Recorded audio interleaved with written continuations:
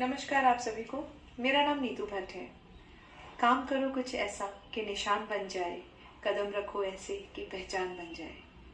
मैं इस सपने के साथ ही हमेशा सोचती थी कि क्या करूं कि किस तरीके से कि मेरा एक निशान, एक पहचान बन जाए। और इस पहचान को बनाने के लिए मैं हमेशा कोशिश किया करती थी। कई बार कोशिश करी लेकिन फैमिली बाउंडेशंस और रिस्ट्रिक्शंस की वजह से आगे नहीं बढ़ पाई। कोशिश किया कि पेजेंट में रजिस्टर करूं, लेकिन फैमिली वालों ने कहा नहीं, अभी नहीं, पढ़ाई करो। फिर पढ़ाई करने लगी, शादी हो गई। शादी होने के बाद फिर सपने पीछे रह गए। फाइनली एक दिन मैं अपने हस्बैंड से डिस्कस कर रही थी तो उन्होंने मुझसे कहा, क्यों नहीं तुम अभी अपने सपने को पूरा करती हो, अभी भी लेट नहीं हुआ है। फिर उनके इंकरेजमेंट, सपोर्ट की वजह से मैंने अपने आप को एक पेजेंट के लिए रजिस्टर किया 2020 में, जो था फर्स्ट स्टेप मेरे अपने सपनों की ओर। इस पेजेंट का नाम था फिट एंड ग्लैम राजस्थान, जो कि एक स्टेट लेवल का पेजेंट था। क्योंकि मेरे पास कोई बैकग्राउंड नहीं था, मेरे पास कोई नॉलेज नहीं थी, मैंने इसके लिए एक प्रोफेशनल ट्रेनिंग ली, जिसकी वजह से मैं इस पेजेंट की विनर बनी। फिर मैंने सेकंड पेजेंट के लिए रजिस्टर किया, जो था क्वीन ऑफ राजस्थान, और मैं उस पेजेंट की भी विनर बनी, जो कि एक स्टेट लेवल पेजेंट था। और फाइनली जब मैं विनर बनी, उसके बाद मुझे काफ़ी प्रिंट शूट्स और एड शूट्स मिलने लगे। एड शूट्स और प्रिंट शूट्स मिलने की वजह से मेरी एक इमेज फॉर्म हो गई, कॉन्फिडेंस लेवल आ गया। मैंने उसी टाइम पे जन टीवी राजस्थान के साथ कई लाइव प्रोग्राम्स भी किए। अभी भी था जो कुछ बाकी था, क्योंकि मैंने 2 स्टेट पेजेंट्स की मैं विनर बन चुकी थी, शूट्स कर रही थी, लेकिन नेशनल लेवल पे अभी भी नाम कमाना बाकी था।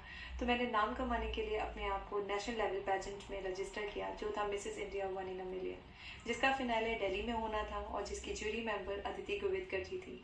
मैंने फाइनली इसके लिए प्रिपरेशन शुरू करी और इसके बारे में पता करना शुरू किया, क्योंकि मैं ऑलरेडी 2 पेजेंट की विनर थी, तो मुझे आइडिया था कि मैं इस पेजेंट को किस तरीके से प्रिपेयर करूं।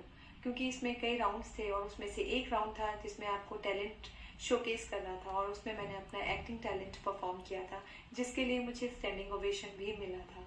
फाइनली मैं मिसेस इंडिया पेजेंट की विनर हुई 2021 में। जब मैं मिसेस इंडिया बनी, उसके बाद मुझे फर्स्ट इंटरनेशनल शूट मिला, जो था स्विस मिलिट्री का शूट। और उसके बाद मैं कई शूट्स करती गई और मुझे फाइनली एक ब्रेक मिला एक मूवी के तौर पे, जिसमें मुझे रिकग्निशन मिली राजस्थानी मूवी में, और मैंने रजा मुराजी के साथ काम किया फर्स्ट टाइम। राजा मुराजी के साथ जब मैंने काम किया, उसके बाद मैंने राजस्थानी मूवीज़ में कई मूवीज़ में काम किया, एज अ लीड भी और एज अ मदर भी। राजस्थानी मूवीज़ में मैंने काम करते करते मुझे बॉलीवुड मूवीज़ भी मिलना शुरू हो गई।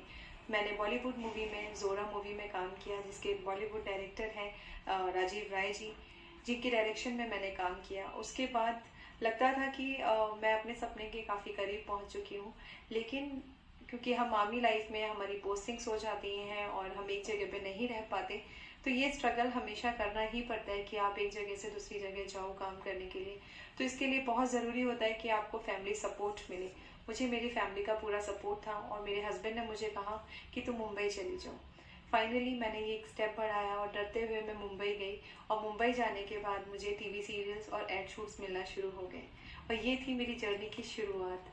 मैं ऐसे नहीं कहूँगी कि मेरी जर्नी काफ़ी आगे बढ़ गई है। मुझे ऐसा लगता है कि अगर मोटिवेशन हो और आपकी फैमिली का सपोर्ट हो और आप में डेडिकेशन हो, तो आप अपने सपनों के करीब जा सकते हैं और उन्हें पूरा कर सकते हैं।